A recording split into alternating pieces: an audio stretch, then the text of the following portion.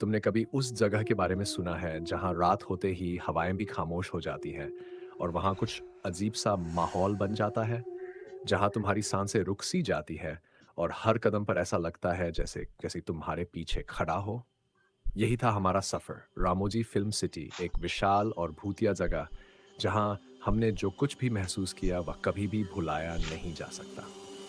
यह कहानी एक यूट्यूब चैनल के 4 दोस्तों की है, जो किसी भी रहस्यमयी जगह पर जाकर उसका पर्दाफाश करना चाहते थे। हम चारों, मैं, रोहित, आकाश, साक्षी और रिया, हमेशा से खौफनाक जगहों के रहस्यों को जानने के लिए उत्सुक रहते थे। हमारे चैनल का नाम था मिस्ट्री हंटर्स, जहां हम हर खौफनाक Please जगह का like and such subscribe to सामने our लाने main की कोशिश channel. करते थे। आज हम जिस जगह पर गए वो अपनी रहस्यमय घटनाओं के लिए बहुत मशहूर थी। लोग कहते थे कि रात के समय वहाँ जो कुछ होता है, वह किसी इंसान के लिए बर्दाश्त करना नामुमकिन होता है। आखिरकार हम चारों ने तय किया कि हम रामोजी फ़िल्म सिटी जाएँगे, जो जो बंगलौर के पास है, जहाँ कई भूतिया घटनाएँ घटी थी। हमने यूट्यूब पर वीडियो बनाने के लिए पूरी तैयारी की थी, लेकिन जो हुआ, वह किसी फ़िल्म से कम नहीं था। हमारे पास सब कुछ था। कैमरे, लाइट्स, ट्राइपॉड्स और एक पुराना कैमरा जो हर छोटी से छोटी चीज़ को पकड़ सकता था।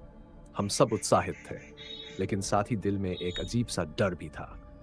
जैसे ही हम रामोजी फिल्म सिटी के पास पहुंचे, अंधेरा छाने लगा। चारों ओर खामोशी थी और हमें महसूस हुआ कि जैसे कुछ बहुत अजीब घटने वाला हो।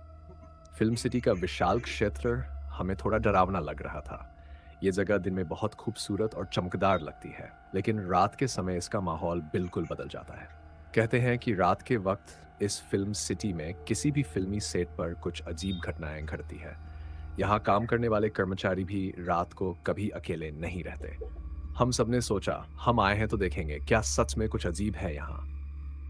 हमने रात के वक्त फिल्म सिटी के एक पुरानी फिल्म सेट्स का रुख किया। जैसे ही हम अंदर घुसे, हमें महसूस हुआ कि हवाएं हल्के-हल्के झोंके मार रही थीं, लेकिन उनमें एक अजीब-सी शांति थी। सब कुछ बहुत शांत था, जैसे हवा भी डर से थरथरा रही हो। हमने निटोर चान की और चारों ओर देखा। आकाश ने कहा, "क्या तुमने वह हल्की-सी हंसी सुनी?" हमने ध्यान दिया, लेकिन वहां कोई नहीं था। सब चुप थे। हमने सोचा कि यह बस हमारी कल्पना हो सकती है, लेकिन फिर से वही हंसी की आवाज आई और इस बार वह बहुत पास थी। जैसे ही हम मुड़े, हमारी टॉर्च की रोशनी एक सफेद आकृति पर पड़ी। वह आकृति धीरे-धीरे सामने आ रही थी और हम सब घबराए हुए थे। उसकी आंखों में कोई भावना नहीं थी, बस एक खाली-सा भाव था। वह आकृति सामने आई और हमें एक खौफनाक आवाज में बोली, "क्या तुम मुझे देख सकते हो?" हम सभी की आंखें चौड़ी हो गई। हम कुछ समझ पाते, उससे पहले वह आकृति अचानक गायब हो गई। हम चारों बिल्कुल स्तब्ध थे। ऐसा लगा जैसे हम किसी और दुनिया में पहुंच गए हों। क्या यह सच था? साक्षी ने कहा, उसकी आवाज कांप रही थी। नहीं, यह तो बस एक भ्रम होगा, मैंने कहा, लेकिन मेरा दिल भी डर से धड़क रहा था। हमने फिल्म सिटी के एक पुराने सेट का रुख किया। यह सेट बहुत बड़ा था और पूरा अंधेरे में डूबा हुआ था। कैमरे की रोशनी से हमें कुछ दिखाई दे रहा था, लेकिन अचानक कैमरे की स्क्रीन धुंधली हो गई। हमने समझा कि कैमरा कुछ तकनीकी समस्या से गुजर रहा है, लेकिन फिर वही सफेद आकृति हमें फिर से दिखाई दी।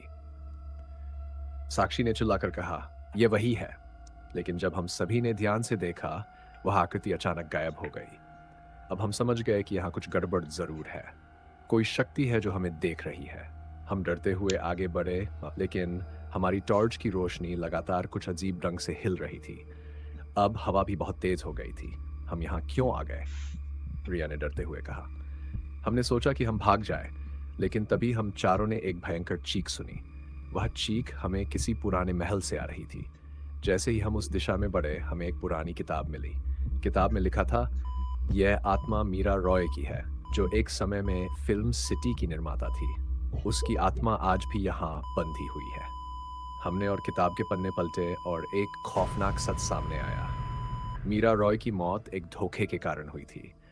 उसकी टीम ने उसे धोखा दिया था और उसने आत्महत्या कर ली थी। अब उसकी आत्मा रात के समय यहाँ भटकती थी।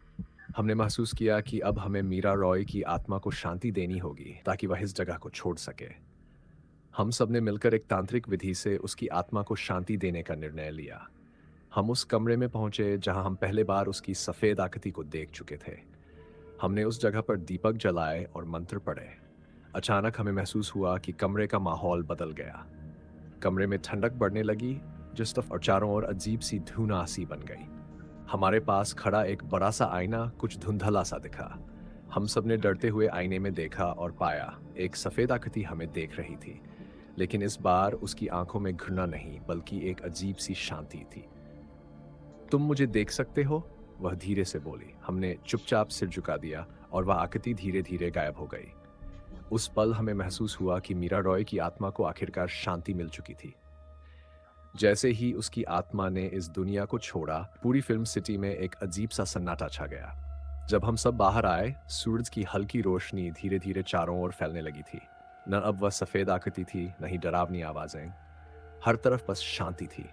हम सब ने एक दूसरे की तरफ देखा और महसूस किया कि हम यहाँ सिर्फ डर का सामना करने के लिए नहीं आए थे, बल्कि किसी की मदद करने के लिए आए थे। हमने उसे शांति दे दी, आकाश ने कहा। हाँ, अब यह जगह सुरक्षित है, मैंने जवाब दिया। हमने सच में एक आत्मा की मदद की। साक्षी और रिया दोनों ने खुशी से कहा।